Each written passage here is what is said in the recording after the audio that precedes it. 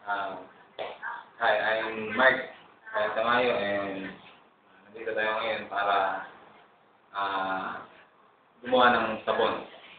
Ito yung mga kasangkapan para sa paggawa ng sabon ay pwede tayong gumamit ng T2 or kahit anong klase ng tea para pang-start sa water, and pwede tayong gumamit ng iba't ibang uri ng oil sa paggawa ng sabon.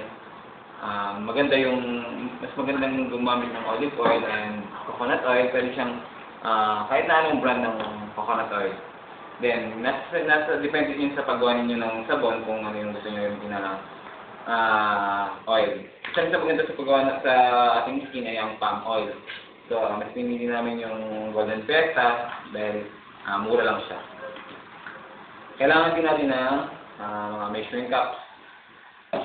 And kailangan natin ng hindi sa lahat yung caustic soda or lye, and also Tupperware para sa pang-mold. Oh.